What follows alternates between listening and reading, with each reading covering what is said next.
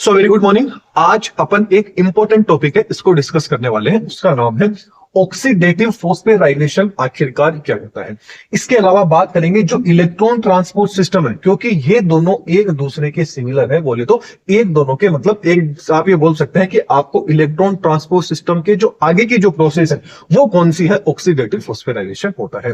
Oxidative phosphorylation, हर बार मैंने बताया कोई भी बड़ा वर्ड होता है उसको तोड़िए, उसी में उसका आपको आंसर मिलेगा। ऑक्सीडेटिव मतलब यहां पे क्या होगा, ऑक्सीकरण होगा। फॉस्फोराइलेशन का मतलब होता है फॉस्फेट का क्या होना, ऐड होना।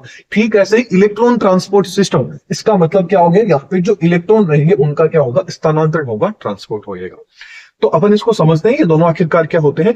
इससे पहले आपको थोड़ी सी चीज बता देते हैं। इसके अलावा अपनी प्ले स्टोर के ऊपर एप्लीकेशन है जहां पर आपको बीएससी सेमेस्टर से रिलेटेड काफी सारा कंटेंट एकदम फ्री में मिलेगा। ज्यादातर आपको वहां नोट्स है, वो नोट्स आपको फ्री में देखने को मिलेंगे। तो एक बार जो अपनी एप्लीकेशन है उसको एक बार विजिट कीजिएगा, उसकी लिंक है वो डिस्क्रिप्शन बॉक्स में दे दूंगा, या डायरेक्ट आप प्ले स्टोर पे जाइए, that is group of education को सर्च कीजिए। वहां पर आपको ऐप मिलेगी और वहां पर आपको काफी सारा फ्री कंटेंट भी मिलेगा, साथ में पेड कंटेंट भी मिलेगा। तो वहां जाइए, अपना मेन जो आज का टॉपिक है वो देख लेते हैं। आखिरकार ऑक्सीडेटिव फॉस्फोराइलेशन क्या होता है, इलेक्ट्रॉन ट्रांसपोर्ट सिस्टम क्या होता है, इसको समझेंगे और इसके कंप्लीट नोट्स आपको टेलीग्राम पे मिल जाएंगे। तो चलिए अपन इसको स्टार्ट करते हैं, आखिरकार ये क्या होता है।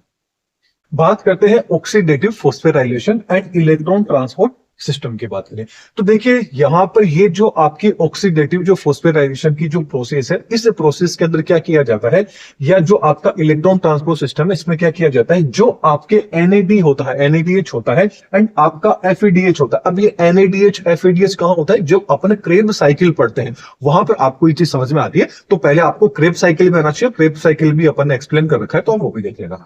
अब बात करते हैं जो आपका एनएडीएच है और जो आपका एफईडीएच है, ये क्या होते हैं, स्टोर रहते हैं। ये स्टोर रहते हैं आपकी जो माइटोकॉन्ड्रिया होती है उसके अंदर स्टोर रहते हैं, क्योंकि क्रेब साइकिल भी माइटोकॉन्ड्रिया के अंदर हो रहा है, ये भी आपका कहां हो रहा है, माइटोकॉन्ड्रिया में हो रहा है। तो वहां ये क्या रहते हैं, स्टोर रहते हैं। जिस टाइम पे शरीर को एनर्जी की जरूरत पड़ती है उस टाइम पे क्या कर लिया जाता है, इनको कन्वर्ट करके इनसे क्या बना लिया जाता है, एटीपी बना ली जाती है, एटीपी का प्रोडक्शन करा लिया जाता है। इसी प्रोसेस को क्या बोला जाता है, ऑक्सीडेटिव फॉस्फोराइलेशन बोला जाता है। मतलब फॉस्फेट समूह का ऐड होने से तो क्या बनेगी, एडिनोसिन ट्राइफॉस्फेट बनेगी। बोले तो शॉर्टकट में एडीपी से जो अपन एटीपी बनाएंगे वो क्या है, आपका फॉस्फोराइलेशन की प्रोसेस होती है।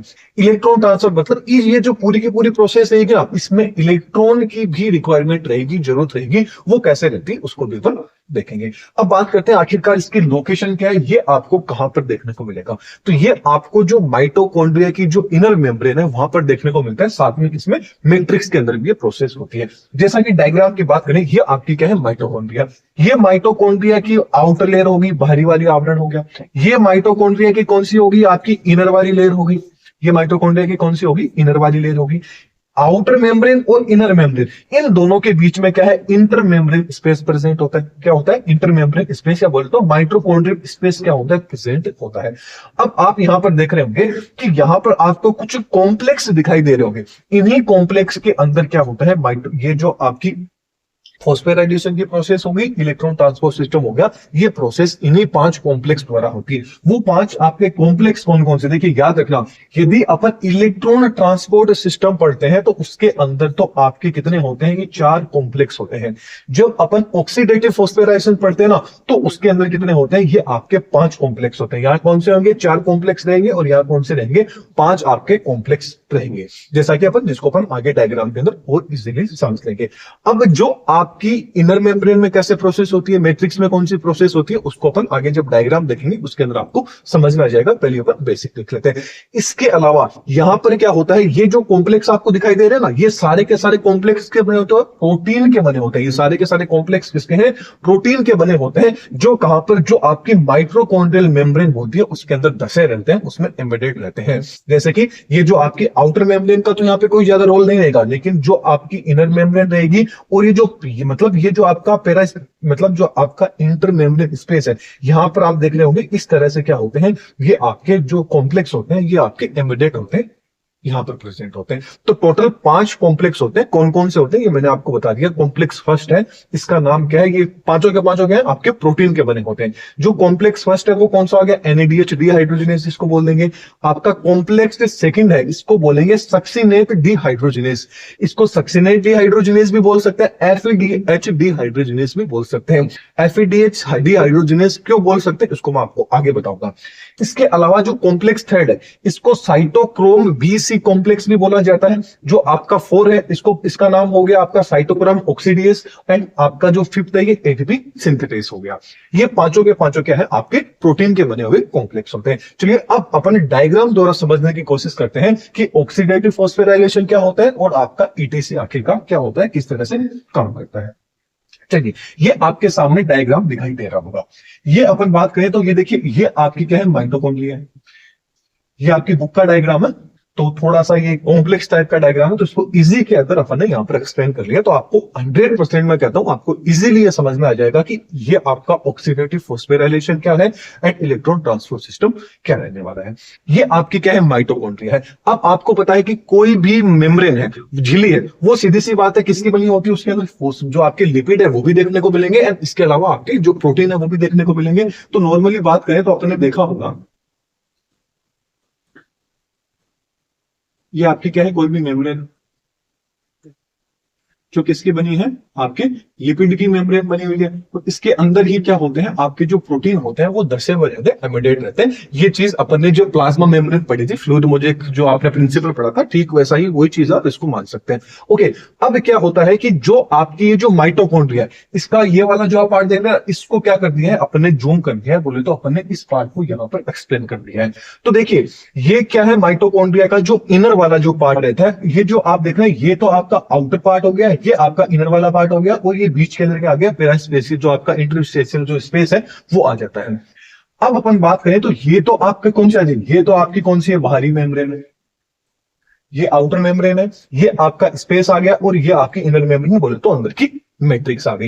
ये चीज आप समझ गए, ये आपकी क्या आ गई, इनर मेम्ब्रेन आ गई, ये आपका आउटर मेम्ब्रेन आ गया, और ये आपकी कौन सी आ गई, जो अंदर की साइड में प्रेजेंट है, क्रिस्टल जिसको अपन बोलते हैं, अंदर वाला मैट्रिक्स वाला पार्ट आ गया। अब जो आप बात कर रहे हैं कि यहां पर 5 तरह के प्रोटीन कॉम्प्लेक्स है वो प्रेजेंट होते हैं, तो ये क्या है, आपके 5 आपके प्रोटीन कॉम्प्लेक्स हैं वो यहां पर प्रेजेंट होते हैं। ये कॉम्प्लेक्स फर्स्ट हो गया, ये आपका कॉम्प्लेक्स सेकंड हो गया, ये कॉम्प्लेक्स थर्ड हो गया, फोर्थ हो गया, एंड आपका 5th कॉम्प्लेक्स हो गया। 1 से लेके 4 तक तो क्या करते हैं, इलेक्ट्रॉन का ट्रांसपोर्ट करते हैं, जो किसके अंदर आ जाते हैं, आपके ETC के अंदर आ जाते हैं। जो 5वें नंबर का है, ये आपका क्या करता है, इसी से जो ऑक्सीडेटिव फॉस्फोराइलेशन है, बोले तो ATP सिंथेसिस यहीं पे होता है, ATP का फॉर्मेशन है वो आपके 5 वाला कॉम्प्लेक्स है ये करता है। कैसे करता है अपन कोशिश करते हैं समझने की। चलिए कहानी स्टार्ट कहां से होती है, आपके क्रेब साइकिल से होती है। क्रेब साइकिल आपने देखा होगा, क्रेब साइकिल के अंदर जब आप पढ़ते हैं तो आपने देखा होगा वहां पे NADH2 का भी फॉर्मेशन होता है, FADH2 भी बनते हैं। जब अपन ने क्रेब साइकिल पढ़ा था, ग्लाइकोलाइसिस अपन ने पढ़ा था, ये मैट्रिक्स के अंदर हो रहे हैं, माइटोकॉन्ड्रिया के अंदर हो रहे हैं, तो वहां पर आपका जो NADH2 FADH2 ये क्या हो जाते हैं, वहां स्टोर हो जाते हैं। शरीर को जब भी इनकी जरूरत पड़ती है तो ये किसमें कन्वर्ट हो जाते हैं, आपके ATP के अंदर कन्वर्ट हो जाते हैं। अब मान लीजिए आपके शरीर को ATP की जरूरत है, तो क्या होगा, ये आपके टूटेगी। इनके जो टूटने की जो प्रोसेस है, और उस प्रोसेस से जो ATP बनती है वही आपका क्या है, इलेक्ट्रॉन ट्रांसपोर्ट सिस्टम है, ऑक्सीडेटिव फॉस्फोराइलेशन है, सबसे इजीली डिवाइस हो गया। चलिए अब जो क्रेब साइकिल के अंदर मान लीजिए आपका जो NADH2 बना है, ये NADH2 क्या करेगा, जो आपके जो प्रोटीन रहेंगे ना, कौन सी आपका कॉम्प्लेक्स फर्स्ट, ये कॉम्प्लेक्स फर्स्ट पूरा का पूरा क्या है, ये आपके सारे के सारे क्या है, प्रोटीन है। ये चीज आपको याद रखनी है। ये जो आपका प्रोटीन है कॉम्प्लेक्स फर्स्ट, जिसका नाम है NADH डिहाइड्रोजिनेज, ये क्या करेगा, जो आपका NADH2 था इसका क्या करेगा, डिहाइड्रेट करेगा, बोले तो इसको तोड़ेगा। तो यहां पर जो NADH2 था ये टूटेगा, और टूटने से क्या बन जाएगा, यहां पर NADH प्लस बन जाएगा, NADH प्लस बन जाएगा।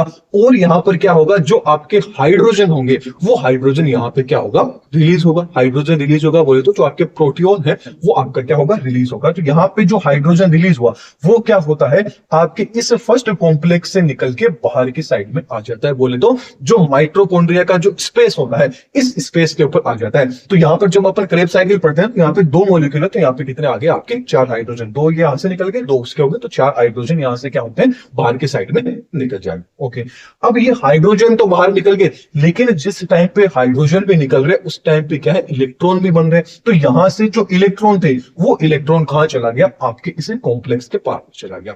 अब यहाँ पर ये जो प्रोटीन है ये आपके इलेक्ट्रॉन ग्राही होते हैं।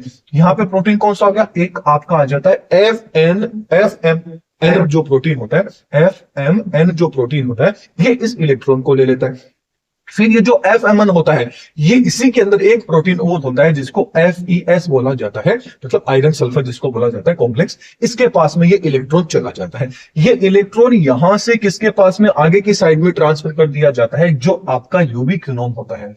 कौन सा, यूबिक्विनोन जो Q है इसके पास में क्या कर देता है, ये जो इलेक्ट्रॉन इसने लिए थे 2 इलेक्ट्रॉन, ये इलेक्ट्रॉन इसने यहाँ पर छोड़ दिए। यहाँ पे 2 हाइड्रोजन निकले तो 2 ही यहाँ पे इलेक्ट्रॉन रिलीज हो गए, जो किसको दे देगा, यूबिक्विनोन Q को दे देगा। यहां तक आई थिंक आपको समझ में आ गया कि भाई प्रोसेस कहां से स्टार्ट हुई थी और कहां पर खत्म हो रही है, कॉम्प्लेक्स फर्स्ट की।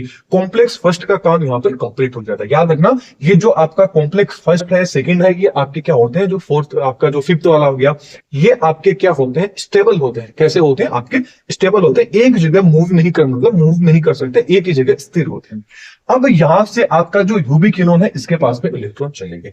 ठीक ऐसे ही जो आपका यहां तो NADH को कन्वर्ट कर दिया आपने, ठीक ऐसे ही जो आपका FADH2 था इसको कन्वर्ट कौन करेगा, जो आपका कॉम्प्लेक्स सेकंड रहेगा, क्योंकि इसी कॉम्प्लेक्स सेकंड का नाम क्या है, आपका सक्सिनेट डिहाइड्रोजिनेस है। सक्सिनेट डिहाइड्रोजिनेस का ही दूसरा नाम है FADH डिहाइड्रोजिनेस। नाम से ही पता चल रहा है, कंफ्यूज नहीं होना है। जो आपका NADH2 था इसको कौन कन्वर्ट करेगा, कॉम्प्लेक्स फर्स्ट, क्योंकि इसी का नाम क्या है, NADH डिहाइड्रोजिनेस है।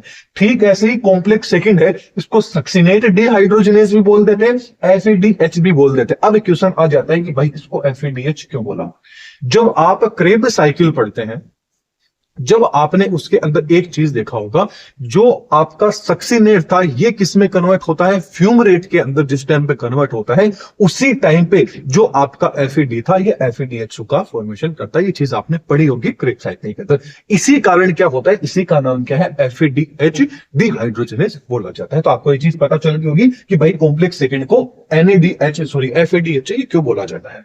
अब ये जो आपका सेकंड वाला जो कॉम्प्लेक्स है सक्सिनेट डिहाइड्रोजिनेस, इसके पास में भी क्या होता है, FAD प्रेजेंट होता है। इसके अलावा इसके पास में भी FES क्या है, प्रेजेंट है। ये भी एक तरह के क्या होते हैं, आपके प्रोटीन होते हैं। तो ये जो आपका FADH2 था ये कन्वर्ट किसके अंदर हो जाएगा, FADH प्लस एंड 2 वहां पे क्या दे देगा, प्रोटोन आपके दे देगा H2H प्लस यहां पे दे देगा। अब देखिए यहां पर तो क्या हो रहा था, ये जो पूरा का पूरा जो कॉम्प्लेक्स था, कॉम्प्लेक्स था, ये पूरा का पूरा जो आपकी इनर आउटर मेम्ब्रेन थी, मतलब जो आपकी मेम्ब्रेन थी, जो आपका माइटोकॉन्ड्रियल स्पेस था, यहां तक पूरी की पूरी अटैच थी। तो इजीली एक चैनल मिल गया हाइड्रोजन को बाहर निकलने के लिए। लेकिन कॉम्प्लेक्स सेकंड तो पूरा ही अंदर के साइड में ही दसा हुआ है, तो यहां से ये हाइड्रोजन को बाहर बिल्कुल नहीं भेज सकता है। हाइड्रोजन को ये क्या है, बाहर नहीं भेजेगा, तो ये 2 हाइड्रोजन को क्या ले लेगा, अपने पास में ही रख लेगा। इसने क्या कर लिया भाई, दोनों के दोनों जो हाइड्रोजन है इसको क्या रख लिए, अपने पास में रख लिए। तो यहां से जब ये इसके अंदर कन्वर्ट हुआ है तो सीधी बात है जो इलेक्ट्रॉन है वो भी निकले होंगे। तो ये जो इलेक्ट्रॉन निकले ये कहां जाएंगे, FAD के पास में जाएगा, FAD से FES के पास में जाएगा, और ये जो आपका यूबिक्विनोन Q है इसके पास में चला जाएगा। मतलब जो आपका फर्स्ट कॉम्प्लेक्स के जो इलेक्ट्रॉन थे वो भी यूबिक्विनोन ने ले लिए, सेकेंड कॉम्प्लेक्स के जो प्रोटॉन जो आपके इलेक्ट्रॉन थे ये भी किसने ले लिए, यूबिक्विनोन ने ले लिए। अब ये यूबिक्विनोन होता है ये एक जगह से दूसरी जगह मूव कर सकता है, एक जगह से दूसरी जगह जा सकता है। ये एक जगह से दूसरी जगह जा सकता है, तो ये यूबिक्विनोन क्या करेगा, जो इसने इलेक्ट्रॉन लिए वो इलेक्ट्रॉन किसको दे देगा, आपका साइटोक्रोम जो B है इसको दे देगा। बोले तो जो आपका कॉम्प्लेक्स नंबर 3 है इसको दे देगा। कॉम्प्लेक्स नंबर 3 कौन सा है, जिसको बोला जाता है साइटोक्रोम BC। जिसको क्या बोला जाता है, साइटोक्रोम BC को क्या दे देगा, ये इलेक्ट्रॉन ट्रांसफर कर देगा। ये जो आपका साइटोक्रोम B है इसके पास में इलेक्ट्रॉन गया, ये इलेक्ट्रॉन कहां पे चला गया, ये वाला जो आपका इलेक्ट्रॉन था ये साइटोक्रोम जो C था इस C के पास में चला गया। ओके, यहां तक अपन को समझ में आ गया। लेकिन यहां पे आप देखिए, यहां पर दो जो हाइड्रोजन थे, ये हाइड्रोजन अभी भी यहां पर क्या है, प्रेजेंट है। तो इन हाइड्रोजन को क्या है, बाहर निकालना है। तो बाहर निकालने के लिए ये जो दो आपके हाइड्रोजन रहेंगे, ये हाइड्रोजन कहां चले जाएंगे, आपका जो साइटोक्रोम सी है इसके पास में चले जाएंगे। मतलब आपका कॉम्प्लेक्स थाइड है, इसके पास में चला जाएगा। साइटोक्रोम सी से साइटोक्रोम बी के पास में जाएगा, और बी क्या कर देगा, इसको बाहर निकाल देगा। यहां पर भी 2 FADS ले लीजिए, तो कितने हो गए आपके, 4 हाइड्रोजन निकल गए। यहां पे भी 2 NADH2 ले लीजिए, तो 4 आपके क्या निकल गए, हाइड्रोजन बाहर निकल गए। तो 4 हाइड्रोजन अपन ने क्या निकाल दिए, बाहर निकाल।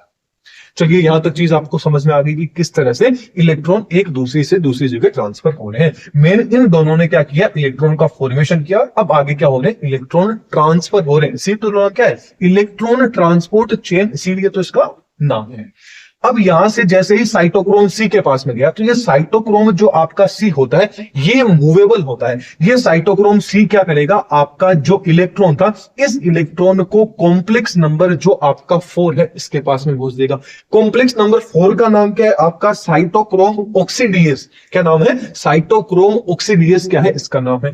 तो यहां से ये कहां चला जाएगा, साइटोक्रोम ए के पास में चला जाएगा इलेक्ट्रॉन। ये साइटोक्रोम ए से कहां चला जाएगा, साइटोक्रोम A3 के पास में इलेक्ट्रॉन है, ये आपके चले जाएंगे। यहां तक आपको समझ में आ गया कि भाई यहां तक चले गए।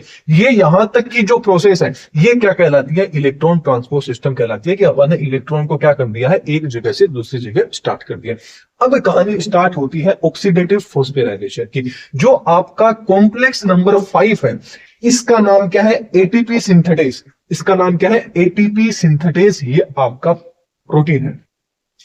अब आप देखिए, बाहर की साइड में यदि आप देखते हैं जो माइटोकॉन्ड्रियल स्पेस है, इसके अंदर आप देखेंगे तो यहां पे काफी ज्यादा पॉजिटिव चार्ज आपके क्या हो चुके हैं, इकट्ठे हो चुके हैं। क्या हो चुका है, बहुत ज्यादा यहाँ पर इन्वायरमेंट कैसा हो चुका है, पॉजिटिव हो चुका है। कैसा हो गया है, ये पूरा का पूरा पॉजिटिव हो गया है। अब अंदर पॉजिटिव ज्यादा आ गया, तो आपने एक चीज पढ़ी होगी, कोई भी चीज होती है वो हाई से कहां जाती है, लो की साइड में।